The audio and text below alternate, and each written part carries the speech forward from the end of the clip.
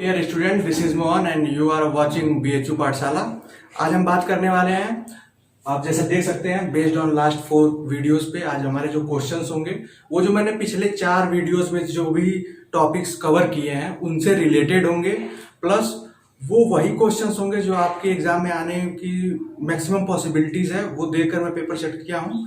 और इसके लिए एक दिन का मैं इसीलिए आपको टाइम लिया हूँ, एक दिन का, और एक दिन बाद ये वीडियो आपके यहाँ पहुंच रहा है इस पॉलिटी के शानदार सेशन को।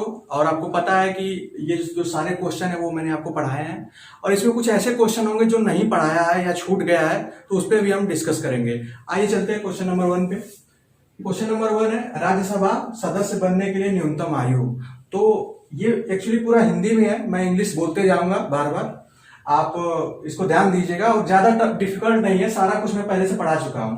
तो पहला क्वेश्चन है राज्यसभा सदस्य बनने के लिए न्यूनतम आयु। तो ऑप्शन है 35, 32, 30, 25। आप जल्दी जल्दी आंसर करिए इसका।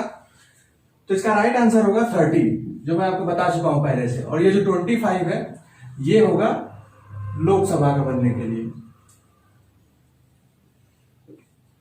लोकसभा का सदस्य बनने के लिए 25 होनी चाहिए एज। आइए नेक्स्ट क्वेश्चन पे आते हैं। संसद के कुल सदस्यों का कितना भाग गणपूर्ति के लिए जरूरी है, आप लिख लीजिएगा। ये गणपूर्ति कोरम क्या होता है ये मैं आपको बताता हूं। गणपूर्ति का मतलब होता है कि मिनिमम उतनी संख्या होनी चाहिए तभी जो संसद की सभा होती है वो, या कह सकते हैं वो सेशन होगा तभी स्टार्ट होगा। तो उसके लिए 1/10, 1/5, 1/2, 1/12 मतलब पूरी सीटों का कितना, इसको आप परसेंट में अगर देख लेंगे तो ये मतलब 10% हो गया। ये 5 का आपको हो गया लगभग 20% हो गया, ये 50% हो गया। तो इस तरीके से आप इसका राइट आंसर बताइएगा। तो इसका राइट आंसर होगा 1/10। मतलब टोटल अगर सीट 545 है तो अगर 55 से अधिक सदस्य नहीं आते हैं, अटेंड नहीं करते हैं, या इससे अगर कम आते हैं तो संसद नहीं चलती है, संसद की कार्यवाही रद्द कर दी जाती है। नेक्स्ट क्वेश्चन पे आइए। नेक्स्ट क्वेश्चन है जापान की संसद का नाम। आप ये क्वेश्चन मैं नहीं करा रहा हूं, यहां पे मैं करा देता हूं आपको। और मैंने लेकिन 3 का बताया था आपको। आप इसमें देखिए, ऑप्शन है संसद, दूसरा ऑप्शन डाइट, तीसरा ड्यूमा और चौथा कांग्रेस। तो आप फटाफट अगर जानते हो तो आप आंसर टाइप करें कमेंट बॉक्स में। इसका राइट आंसर होगा डाइट। सर थोड़ा इंग्लिश वर्ड यूज कीजिएगा। तो डाइट का, ये डाइट है, इसको इंग्लिश में ऐसे लिखते हैं। अब इसमें मैं इसके बारे में आप जानते हैं संसद, मैं ऑप्शन 3 पे चर्चा कर देता हूं। ये इन दोनों पे, ये जो ड्यूमा है ये रशियन, जो रूस की संसद है उसका नाम है ड्यूमा। जो कांग्रेस है ये यूएसए की संसद का नाम है। वो लिखते क्या है, यूएसए कांग्रेस, अपनी पार्लियामेंट को कांग्रेस लिखते हैं, बस इतना याद रखिएगा। नेक्स्ट क्वेश्चन पे आते हैं। 17वीं लोकसभा के प्रोटेम स्पीकर कौन है? 17वीं लोकसभा मतलब जो अभी वर्तमान में चल रही है, प्रेजेंट में जो लोकसभा, उसके प्रोटेम स्पीकर के बारे में मैंने आपको बहुत अच्छे से बताया है। अगर आपको नहीं समझ में आया तो दोबारा मेरी प्रीवियस वीडियो देखेंगे, सब क्लियर हो जाएगा। तो इसका राइट आंसर होगा वीरेंद्र कुमार।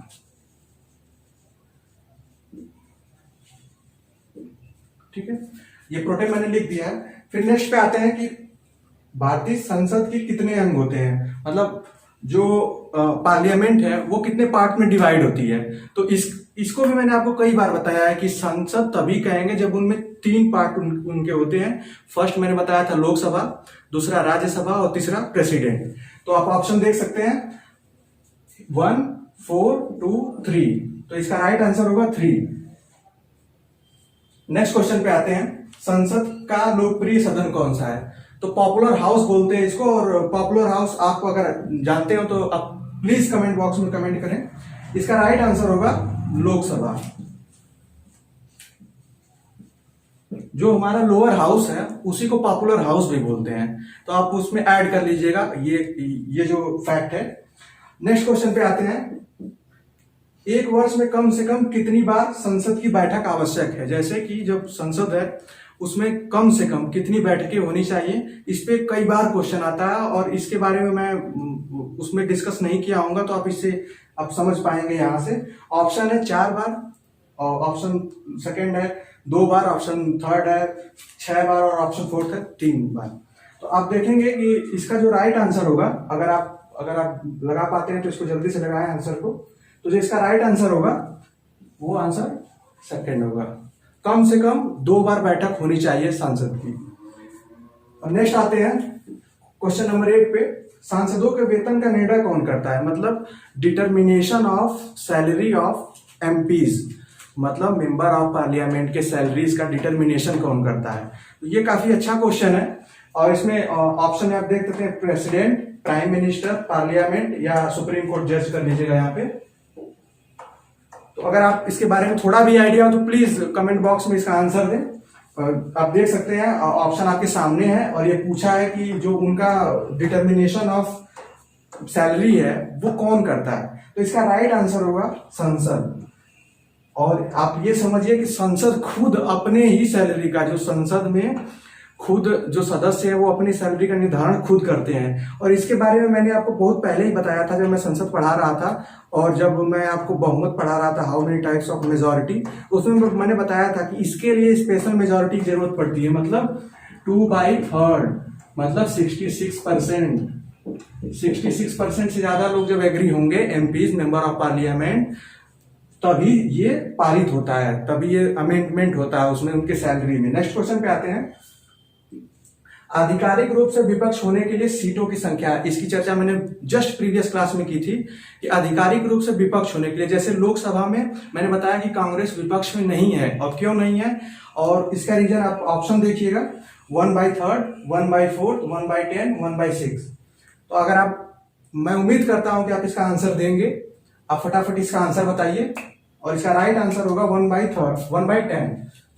1/10 मीन्स 10%। और मैंने बताया था कि कांग्रेस क्यों नहीं विपक्ष में है लोकसभा में? लोकसभा में विपक्ष में इसलिए नहीं है क्योंकि उसकी सीट ही है 52 और उसको चाहिए 55। तो ये इसका राइट आंसर होगा। नेक्स्ट क्वेश्चन पे आते हैं, 10वें क्वेश्चन पे। नीति निर्देशक तत्व तो किस देश से प्रभावित है? एक्चुअली देखो होता क्या है, कहीं कहीं क्वेश्चन में ये नहीं लिखा होता लिया गया है, या होता क्या है वो प्रभावित लिखता है, इफेक्टेड। मतलब जो डीपीएसपी है, directive principle of state policies, वो कहां से, किस कंट्री के कॉन्स्टिट्यूशन से इफेक्टेड है? तो आप ऑप्शन देख लेंगे, रूस, रशिया, फ्रांस, आयरलैंड, कनाडा। ये मैंने आपको बहुत अच्छी तरीके से बताया था, और प्लीज आप इसका आंसर करें। इसका राइट आंसर होगा आयरलैंड। और मैंने आपको साथ ही साथ ये भी बताया था कि आखिर आयरलैंड ने कहां से कॉपी किया। ऐसा नहीं कि आयरलैंड ने बना दिया हमने ले लिया, आयरलैंड भी कॉपी किया, फिर हमने उसका कॉपी किया। तो इसका राइट आंसर आयरलैंड होगा। और आयरलैंड ने कॉपी किसका किया था? स्पेन का। स्पेन कंट्री से डीपीएसपी उसने लिया, फिर हमने उससे लिया। तो आप इसको फटाफट नोट कर लेंगे। हम बात करेंगे ये बाकी के जो क्वेश्चंस हैं उनकी। ये जो मैं सारे क्वेश्चंस करा रहा हूं, ये सब आपके एग्जाम के पॉइंट ऑफ व्यू से बेस्ट है और मोस्ट रेलिवेंट है। तो आप इसमें ये ना सोचिए कि सर इसमें से कौन आएगा, ये कोई क्वेश्चन ही नहीं बनता है, क्योंकि इसके लिए हम 2 दिन का टाइम लिए हैं और 2 दिन में हमने क्वेश्चन सेट्स किए हैं। और इसके बाद ये पार्ट 1 रहेगा, इसके बाद हम पार्ट 2 भी लाएंगे, अभी 15 क्वेश्चन की सीरीज लाएंगे। तो आते हैं ये क्वेश्चन नंबर 11 पे। ये पूछा है कि मताधिकार की आयु कितनी है? Right to vote age, minimum age आपको बतानी है। वेरी वेरी सिंपल क्वेश्चन है, और मैं उम्मीद करता हूं आप कमेंट बॉक्स में इसका आंसर करेंगे। और इसका राइट आंसर 18 होगा। आपको पता है ये 21 से 18 की गई है। अब ये आप बताएंगे कि ये कौन से अमेंडमेंट से की गई है। मैं पढ़ाया हूं, अगर आपको याद नहीं है तो अमेंडमेंट वाला मेरा वीडियो जो कॉन्स्टिट्यूशन अमेंडमेंट है, संविधान संशोधन, उसको दोबारा देखेंगे। नेक्स्ट क्वेश्चन पे आते हैं। पंचायती राज संबंधित है, जो पंचायती राज की व्यवस्था है वो कौन से अमेंडमेंट से, कौन सा अमेंडमेंट इससे संबंधित है? तो इसका जो राइट आंसर होगा, आप अगर आपको पता है तुरंत इसका आंसर करिए, फिर मैं इसका आंसर बताता हूं। सर था इंग्लिश वर्ड यूज कर। इसका राइट आंसर होगा 73। 13 क्वेश्चन पे आते हैं। ये जो लास्ट की 4 क्वेश्चन है ये आप खुद करेंगे, मैं समझा देता हूं क्वेश्चंस को, और मैं उम्मीद करूंगा कि जो आंसर आपको आ रहे हैं वो कमेंट बॉक्स में आप करेंगे। जो मूल अधिकार है, जिसको फंडामेंटल राइट्स है, ये किस कंट्री के कॉन्स्टिट्यूशन से लिया गया है? और जो ये 14 क्वेश्चन है कि 6 से 14 वर्ष के बच्चों के लिए जो फ्री एजुकेशन की बात कही गई थी, वो कौन से संविधान संशोधन से ली गई थी और कौन से ईयर में ली गई थी? आप ये भी बताएंगे, क्योंकि मैंने उसके साथ ही साथ मैंने ये भी बताया था कि इसका क्रेडिट किस पीएम को जाता है। अगर आपको याद होगा तो आप इसको तुरंत पकड़ लेंगे इस क्वेश्चन को। नेक्स्ट जो है वो 103वां जो संविधान संशोधन है, ये किससे संबंधित है, ये बहुत सिंपल क्वेश्चन है और मोस्ट रेलिवेंट है आपके एग्जाम के पॉइंट ऑफ व्यू से, क्योंकि ये पिछली बार आया भी था। तो आप इसको करेंगे। जो लास्ट क्वेश्चन है, ये मेरा प्रीवियस वीडियो जो है उसका पहला क्वेश्चन था, यूपी में लोकसभा की सीट, यूपी में जो लोकसभा सीट है वो कितनी है, और ये हाईएस्ट है, ये मैं आपको हिंट दे देता हूं। तो इसी के साथ मैं आज का जो सेशन है उसको खत्म करता हूं, और ये पार्ट 1 रहेगा। पार्ट 2 आपको जल्द ही इसके नेक्स्ट वीडियो में मिलेगा, उसमें भी 15 से 20 क्वेश्चन की सीरीज रहेगी। और थैंक यू टू ऑल, और मैं उम्मीद करूंगा आप सारे क्वेश्चन सॉल्व करेंगे और उसका आंसर देंगे, और नेक्स्ट वीडियोस के लिए आप तैयार रहेंगे। धन्यवाद।